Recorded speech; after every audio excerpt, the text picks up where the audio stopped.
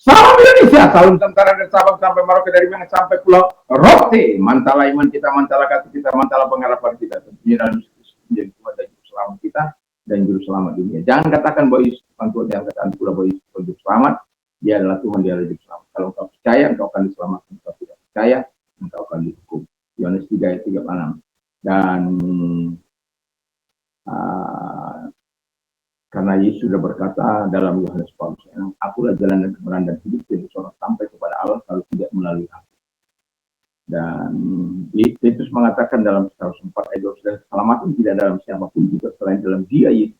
Karena di bawah kolong langit tidak dalam lain yang diberikan kepada manusia yang olehnya kita diselamatkan. Saya dan saudara diselamatkan oleh Tuhan.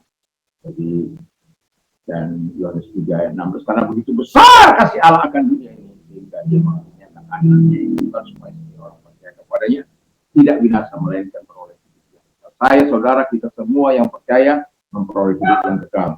Kalau engkau percaya, engkau dan seisi rumahmu akan diselamatkan. Yohanes kisah Rasul 16 ayat yang ke-31. Dan dengan hati percaya engkau dibenarkan, dengan mengaku engkau diselamatkan. Dan orang yang percaya tidak akan dipermalukan. Roma 9 sampai dengan 9. Dan selamat pagi bagi kita semua. Semoga semangat Roh Kudus, semangat Tuhan kita selalu ada dalam hidup kita untuk menghadirkan kerajaan Allah di tengah-tengah dunia ini. Puji nama Tuhan. Dan saya akan sebelum kita mendengarkan firman Allah, izinkan saya berdoa bagi kita. Dan harapan saya Tuhan menyertai kita senantiasa dalam hidup ini. Mari kita berdoa. Terima kasih Tuhan Yesus. Kiranya kekuatan Tuhan, kekuatan Tuhan, kekuatan Roh Kudus, kekuatan iman, kekuatan doa akan menyertai setiap para pendengar kami. Berkati apapun dari mata pencarian mereka, berkati keluar masuk mereka, dan berkati buat mereka berhasil. Berkati juga rohani mereka sehingga ada kehidupan. Nama itu juga. Terima kasih dan bersyukur dalam nama Yesus. Amin. Saya akan membacakan Ulangan 18 ayat 21-22. Jika sekiranya kamu berkata dalam hatimu, bagaimana kami mengetahui perkataan tidak difirmankan Tuhan. Apabila seorang nabi berkata demi nama Tuhan, perkataannya itu tidak terjadi dan tidak sampai, maka itulah perkataan yang tidak difirmankan Tuhan. Dengan terlalu berani nabi itu telah mengatakan, maka janganlah gentar kepadanya. Matius 7 ayat ke-15, waspadalah terhadap nabi-nabi palsu yang datang kepadamu dengan menyamar seperti domba, tapi sesungguhnya mereka adalah serigala yang buas. Dari buahnya lah kamu akan mengenal mereka. Dapatkah orang memetik buah anggur dari semak duri atau buah arah dari rumput duri? Jadi tema kita adalah menguji nabi Tuhan atau tidak, atau menguji perkataan dari Tuhan atau tidak. Nah, dari pembacaan ini kita lihat bahwa yang pertama, ya nabi Tuhan atau tidak, kita akan bisa lihat dari perbuatannya yang pertama.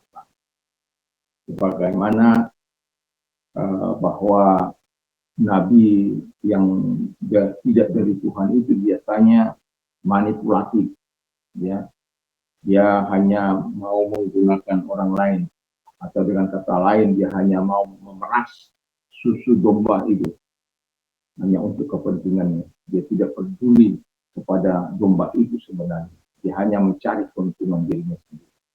Dari perbuatan kita akan melihat bahwa apakah perkataannya itu atau perbuatannya itu perbuatan yang saleh atau perbuatan yang penuh tipu muslihat. Dari kalau itu nabi Tuhan, maka dia akan hidup dalam kesalehannya, karena kita tahu nabi Tuhan itu dia berkomunikasi dengan Tuhan baik langsung maupun tidak langsung, ya, dalam arti di mana dia bisa mendapatkan segala sesuatu dari Tuhan. Kita lihat aja Yesaya, kita lihat Yeremia, bagaimana Tuhan menyampaikan sesuatu kepadanya. Dan Tuhan Walaupun ada juga nabi-nabi palsu di masa Nabi Yeremia, tetapi Nabi Yeremia apa yang dikatakan, satu contoh, kalau bahwa bangsa Israel akan dibuang ke Ur-Kasdim atau ke Babel selama 70 tahun, dan orang lain, nabi-nabi palsu katakan tidak akan terjadi, tapi perkataan dari Nabi Yeremia terjadi. Dan kita tahu bagaimana perbuatan dari Yeremia, bagaimana tangisnya kepada bangsa Israel yang tergantung itu, yang keras kepala itu. Dan dia cinta kepada Israel karena walaupun memang dia bangsa Israel, tetapi ada banyak orang seperti bangsa Indonesia bisa bikin kacau di Indonesia. Perbuatannya tidak mencerminkan sebagai anak bangsa, tapi melakukan hal-hal yang keras, kejahatan, intoleransi. Itu sebagai anak bangsa hanya karena berbeda agama saja, karena berbeda pandangan, berbeda mazhab juga bisa terjadi hal-hal yang tidak menyenangkan. Kenapa? Tidak menyadari bahwa ajaran Tuhan itu harus diaplikasikan dengan perbuatan-perbuatan yang baik, bukan perbuatan-perbuatan yang jahat. Jadi nabi palsu dia akan melakukan kejahatan hanya untuk melampiaskan ataupun kepura-puraan ataupun kemunafikan hanya untuk kepentingan. Tapi orang nabi yang benar, dia akan hidup dalam kesalehannya, hidup dalam doanya, hidup dalam hubungan yang akrab dengan Tuhan. Yang kedua dikatakan, kita akan melihat dari perkataan terjadi atau tidak. Ya, seperti saya katakan tadi, kalau perkataannya digenapi, akan terjadi seperti Nabi Yeremia membuatkan kepada Zedekia supaya menurut saja, jangan melawan supaya kamu tidak diapa-apakan. Tetapi karena dia melawan, di depan matanya pegawai-pegawainya dibunuh, anak-anaknya dibunuh dan lain sebagainya. Itu karena dia tidak mau dengar. Dan Tuhan akan menggenapi, kalau Nabi Tuhan dia akan mendapatkan dari Tuhan, dia akan dapat melakukan. Nah, yang anehnya adalah kalau Nabi palsu mengatakan itu dari Tuhan, jadi tadi dari perbuatannya tidak mencerminkannya sifat Tuhan, melakukan hal yang jahat, melakukan perampokan, melakukan pencurian, melakukan hal-hal yang tidak menyenangkan, itu perlu dipertanyakan. Kalau Nabi Tuhan tidak akan melakukan itu. Jadi dari perkataannya bukan hanya asal keluar. Perkataan Nabi Tuhan ketika dia menyampaikan perkataan itu tidak bisa ditarik itu. Nggak bisa suka-suka. Walaupun katakan ya suka-sukanya Tuhan, memang bisa suka-sukanya Tuhan. Tapi kalau Tuhan sekali berbicara, dia akan sampaikan. Kalau dia tarik, ada alasan mengapa dia tarik. Satu contoh, ketika Nabi Yesaya harus menyampaikan kematian daripada Hizkia. Kemudian setelah disampaikan untuk Hizkia menyampaikan pesan-pesannya kepada anak cucunya mungkin, pada keluarganya, apa hal-hal pesan-pesan yang akan disampaikan, karena dia harus akan mati. Tapi kemudian ketika dia mendengar itu dari Nabi Yesaya, Yesaya itu masih dalam pelataran baik, di dalam pelataran belum sampai keluar rumah. Dan Allah sudah berkata, sana, sampaikan, dia tidak jadi mati. Nah, kau akan perpanjang 15 tahun usianya. Dan itu dilakukan oleh Tuhan. Kenapa? Hizkia menangis sejadi-jadinya di hadapan Tuhan. Dan mengatakan, lihatlah bagaimana aku hidup, bagaimana aku melakukan apa yang berkenan di hadapan Tuhan. Dan pada akhirnya Tuhan tunduk hatinya, dan Tuhan perpanjang. Itu dari perkataan seorang nabi. Dan bukan asal-asal. Seorang nabi Tuhan harus bisa melakukan mujizat. Tidak ada nabi Tuhan, nabi Israel yang tidak dapat melakukan mujizat. Jadi kalau ada nabi yang tidak dapat melakukan mujizat Tuhan, perlu dipertanyakan. Karena setiap nabi dari Tuhan, karena Tuhan itu kan Maha Kuasa, Dia akan membuktikan jati dirinya melalui mujizat-mujizat penyertaan Tuhan kepada nabi Tuhan yang diutusnya. Dan terakhir kata firman Allah adalah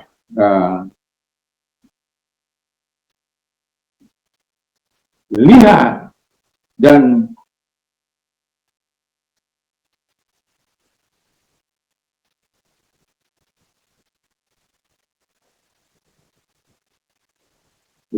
periksalah apakah kata-katanya sesuai dengan firman Tuhan atau tidak.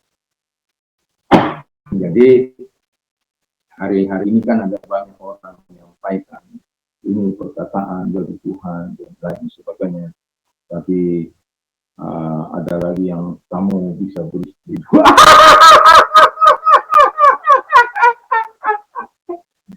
Saya mendengarnya dari Tuhan. Wah, itu sudah nggak benar itu, ya.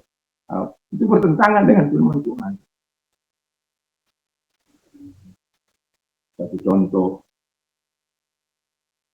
lagi, misalnya istri, ya, lalu karena orang ini mau jatuh cinta pada dia, lalu aku mendengar suara Tuhan, kamu harus pisahkan suami dan kau harus menikah dengan saya.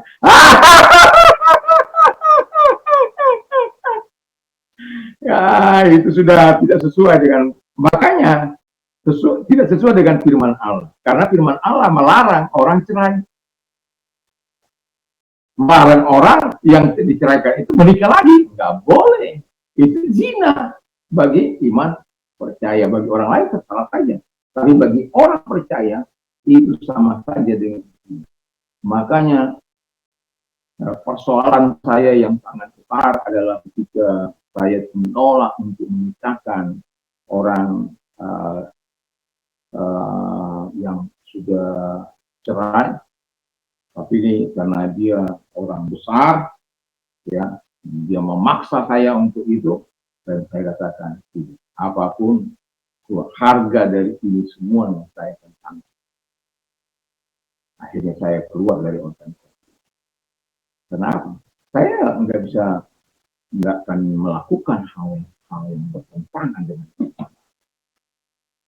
Dan itu sebabnya saya mau katakan, biar kita melakukan yang terbaik dalam hidup ini supaya Tuhan dipermuliakan. Jadi kita tidak perlu lagi bertanya bagaimana membedakan nabi Tuhan atau perkataan orang yang datang daripada Tuhan atau tidak.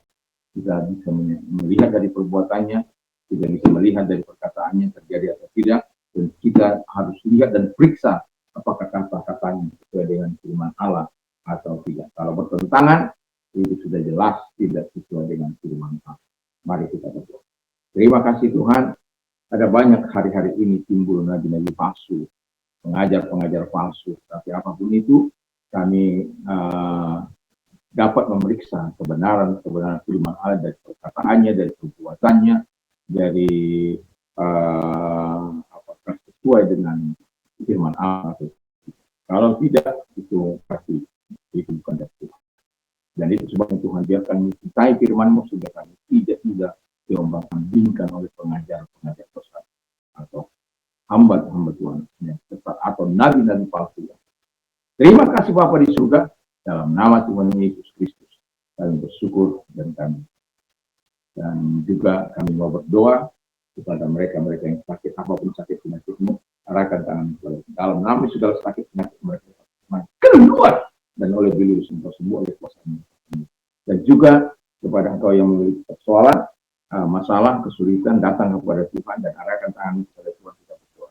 Engkau jawab dalam setiap permasalahan kami, karena engkau yang berkata, mari kepada Tuhan kami yang memiliki sudah berat, aku akan memberikan kerajaan kepada kami. Datang kepadamu dalam nama Yesus, karena kami tahu bahwa pertolongan kami datang dari Tuhan yang memberikan langit. Itulah sebabnya kami datang dan bermohon kepadamu. Mari Bapa, engkau menolong mereka satu demi satu yang telah mengangkat tangan kepada dalam nama Yesus Kristus kami bersyukur dan kami berdoa. Haleluya. Amin.